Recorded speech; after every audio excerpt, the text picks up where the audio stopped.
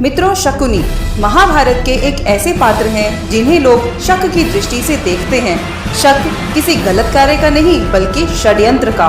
महाभारत के पात्र शकुनी को अक्सर महाभारत में षड्यंत्र करते हुए ही देखा गया है। मित्रों, महाभारत में हर एक पात्र की अपने आप में एक अलग ही कहानी है।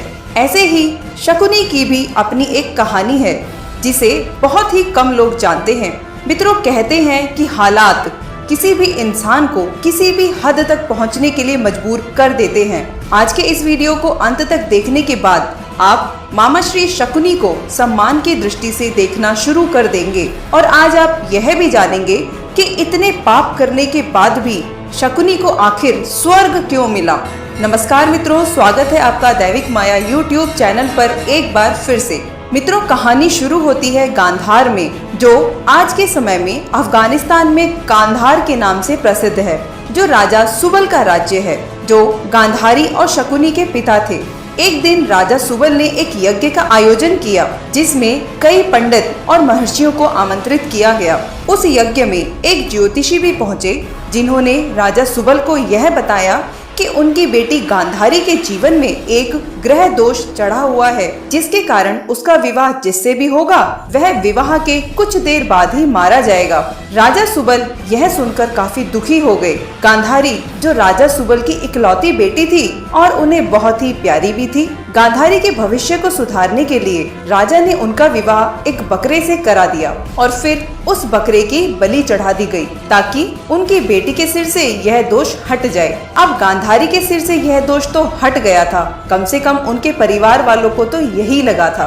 कुछ समय बाद गांधारी का विवाह हस्तिनापुर के महाराज धृतराष्ट्र से हुआ। वह राजा पांडु के अंधे भाई थे। गांधारी, जो गांधार में अपनी सुंदरता के लिए जानी जाती थी, खास तौर पर उनकी सुंदर आंखों के लिए, गांधारी ने उन्हें अंधकार में धकेल दिया था। शकुनी इस बात से बिल्कुल भी खुश नहीं था। सब कुछ ठीक रहता अगर धृतराष्ट्र को गांधारी के पहले विवाह के बारे में पता नहीं चलता।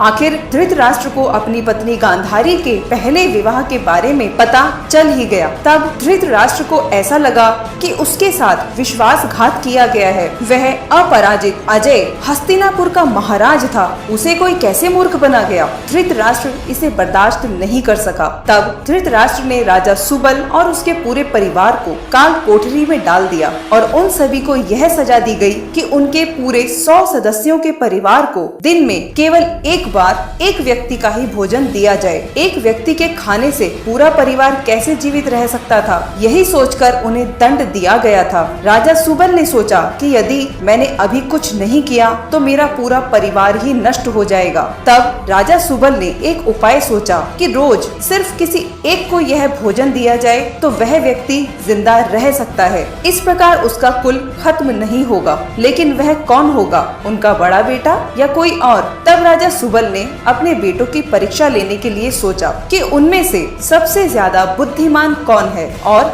जो पूरे परिवार की मृत्यु का बदला ले सके, क्योंकि वह जानता था कि उसका समय अब आ गया है। राजा सुबल ने कुछ सोचा और एक हड्डी ली और अपने पूरे परिवार के सदस्यों से हड्डी में धागा डालने को कहा। सभी इस काम को करने में विफल रहे, लेकिन शकुनी ने हड्डी की एक ओर अन्न को बांधा और दूसरी तरफ चींटी को एक धागे से बांधकर रख दिया। तब अन्न की गंध पाकर चींटी हड्डी के एक सिरे से होती हुई दूसरे सिरे तक निकल आई और चींटी के साथ वह धागा भी हड्डी के एक ओर से दूसरी ओर पहुंच गया। इस तरह सबसे छोटे राजकुमार शकुनी ने अपनी बुद्धिमानी दिखाई और अपने पूरे परिवार में से वह बच गए। शकुनी ने एक एक करके अपने सारे भाइयों, माता और पिता तथा सभी सदस्यों को मरते हुए देखा। जब राजा सुबल अपने अंतिम दिन गिन रहे थे तब उन्होंने धृतराष्ट्र से शकुनी को छोड़ देने की विनती की। तब धृतराष्ट्र ने शकुनी को आजाद करा दिया। इसके बाद यह धृतराष्ट्र की सबसे बड़ी गलती कहलाई। शकुनी द्वारा ही कौरवों को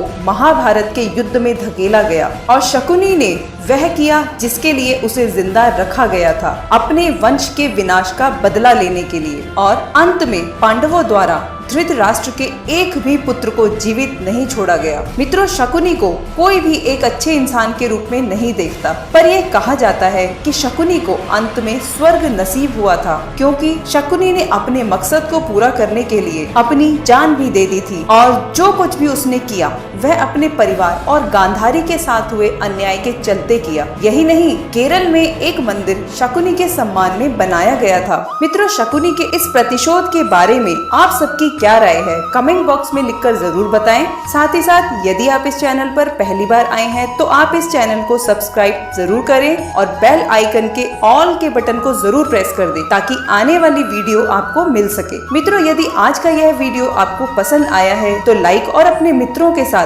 शेयर भी जरूर कीजिएगा। मिलते हैं आपसे अगली वीडियो में, तब तक के लिए जय श्री हरि विष्णु। मित्रों।